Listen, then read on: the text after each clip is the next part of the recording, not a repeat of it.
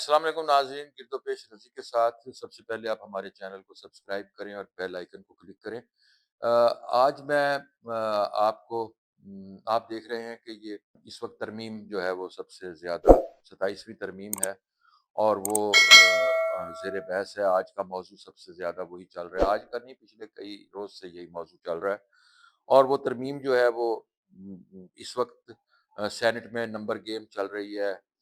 کچھ لوگ جو ہیں وہ ان کے اپنی پارٹی کے ساتھ رابطے منقطع ہو چکے ہیں، اور کچھ کے بحال ہو چکے ہیں، جیسے ایک سلسلہ چل رہا ہوتا ہے۔ لیکن یہ جو آئین میں ترمیم کی کہانی ہے یہ بہت دلچسپ ہے، اور ہم چونکہ ایک ایسے ملک میں اور ایک ایسے معاشرے میں رہتے ہیں جہاں بہت ساری پرانی چیزیں بھی ہمیشہ ریلیونٹ رہتی ہیں، شاید اس لیے کہ ہم ایک دائرے میں سفر کر رہے ہیں، اور دائرے میں سفر کرتے ہیں تو ہمیں بہت سے منظر وہی دوبارہ دیکھنے کو ملتے ہیں۔ جو میری عمر کے لوگ ہیں وہ تو اس سارے واقعے کو جانتے ہیں، لیکن نئی نسل کے لیے یہ نئی بات ہوگی کہ 1985 میں بھی ایک ایسی بحث چلی تھی، اور 1985 میں آئین میں ترمیم ایک متعارف ہوئی تھی، آئین میں 8ویں ترمیم، اور اس کا بنیادی مقصد یہ تھا کہ آئین میں کچھ ایسی ترامیم کی جائیں جس سے اس وقت کے مارشل ایڈمنسٹریٹر جنرل ضیاء الحق کو کچھ اختیارات مل جائیں۔ پھر اس کے نتیجے میں بلدیاتی انتخابات ہوئے، پھر اسمبلیاں ٹوٹی، 58 بھی متعارف ہوئی تھی۔ اور اب جو ترمیم، اس زمانے میں ہم نے ایک مضمون لکھا تھا، اور یہ مضمون آپ کو میں 1985 کا سنا رہا ہوں، اور حالات اتنے اچھے تھے کہ ہم نے یہ مضمون کوئی ذکر کیے بغیر، کوئی حوالہ دیے بغیر لکھا تھا، اور وہ روزنامہ امروز میں بھی شائع ہوا اور بہت سی جگہوں پر شائع ہوا، اور اس کا عنوان ہے ترمیم آئین سے داڑھی تک۔ آئیے مضمون سنیے کہ اگر کسی عام آدمی سے ترمیم کا مفہوم پوچھ لیا جائے تو وہ اس کے بارے میں صرف اتنا ہی کہہ سکے گا کہ کسی چیز میں متناسب تبدیلی کرنا ترمیم کہلاتا ہے۔ اگر ڈکشنری سے مدد لی جائے تو یہ معلوم ہوگا ترمیم عربی کا لفظ ہے، مؤنث ہے، اور اس کے لفظی معنی اصلاح، درستی، مرمت اور سنوارنے کے ہیں۔ لغوی معنوں کو مد نظر رکھیں تو نتیجہ نکلتا ہے کہ موچی جوتیوں کی مرمت کرنے کے بجائے ان میں ترمیم کرتا ہے، اساتذہ بچوں کی اصلاح نہیں کرتے، اس میں ترمیم کرتے ہیں، اور حجام بھی بال سنوارنے کی بجائے بالوں میں ترامیم کرتا ہے۔ اس لیے ہمیں چاہیے ڈکشنری کھولنے کی زحمت ہی نہ کریں، اس سے کئی باتیں پیدا ہوں گی۔ کئی الفاظ تو ایسے ہیں جو ڈکشنری میں بھی ڈھونڈے سے نہیں ملتے، اس لیے اگر ہم ترمیم کی تہہ تک پہنچنے کے لیے ڈکشنری کا سہارا لیں گے تو اپنا وقت بھی ضائع کریں گے، اور آپ کا تو خیر ہو ہی رہا ہے۔ ہمارے نزدیک نظریہ ضرورت کے تحت کسی بھی چیز میں اس طرح سے رد و بدل کرنا کہ اس کی حیت ہی تبدیل ہو جائے ترمیم کہلاتی ہے۔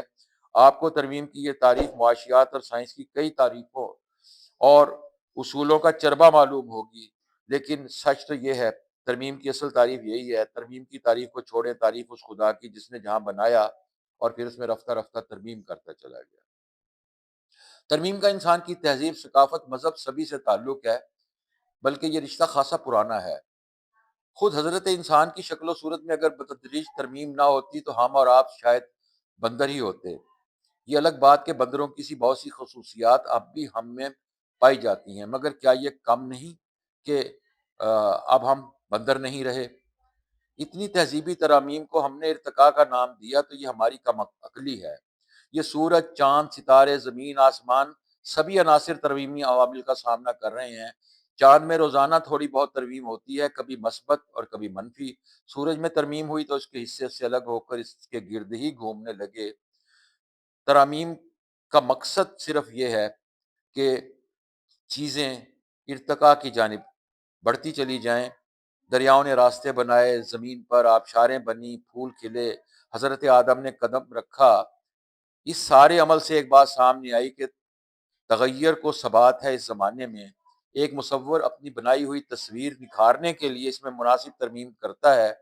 ان ترامیم کی وجہ یہ ہوتی ہے کہ اس تصویر کو اپنے ذہن میں موجود اصل کے مطابق بنانا چاہتا ہے، اور جب نقل بمطابق اصل ہوتی ہے تو ہو بہو مشابہت تخلیق پاتی ہے، اور ترمیم کا عمل از خود رک جاتا ہے۔ اور آخری حصہ اس کا یہ ہے کہ کائنات میں بھی ترمیم کا اصل مقصد یہی ہے کہ کائنات کا خالق اپنے خیال کے مطابق اس کائنات میں ترمیم کر رہا ہے، اور جب مشابہت مکمل ہوگی تو ترمیم کا عمل بھی خود بخود رک جائے گا۔ افلاطون نے کہا تھا کہ سب کچھ اصل کی نقل ہے، لیکن یہاں افلاطون کی بات بھی غلط نظر آتی ہے۔ اگر نقل بمطابق اصل ہو جاتی تو پھر تبدیلی کے عمل کو کبھی بھی پسند نہ کیا جاتا۔ ہم بچپن سے بڑھاپے تک کتنی ہی ہم میں ترامیم ہوتی ہیں، ہماری شکل و صورت تبدیل ہوتی چلی جاتی ہے، اور اگر آگے چلیں ادب کی جانب آئیں تو ادب، صحافت، ہر جگہ ہمیں ترامیم دیکھنی پڑتی ہیں۔ ایڈیٹر مراسلہ نگار کی رائے سے متفق ہونے کے لیے اس کے مراسلے میں ترمیم کرتا ہے۔ مصنفین کی کتابوں میں ترامیم ہوتی ہیں، لوگ تغیر اور ترمیم میں مناسب فرق محسوس نہیں کرتے۔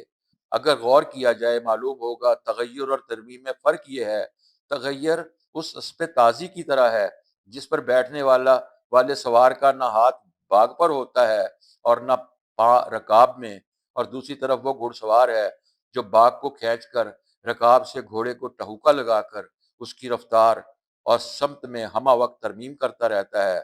وہ لوگ جو خود کو گھوڑے کے سپرد کر دیتے ہیں متغیر ہو جاتے ہیں، مگر ترمیم کے عمل سے محروم رہتے ہیں، مگر جو گھوڑے پر غالب آ جاتے ہیں ان کی بات ہی نرالی ہے۔ وہ بالآخر ایک نہ ایک روز اپنی منزل پر پہنچ جاتے ہیں۔ 8 دسمبر 1985، روزنامہ امروز۔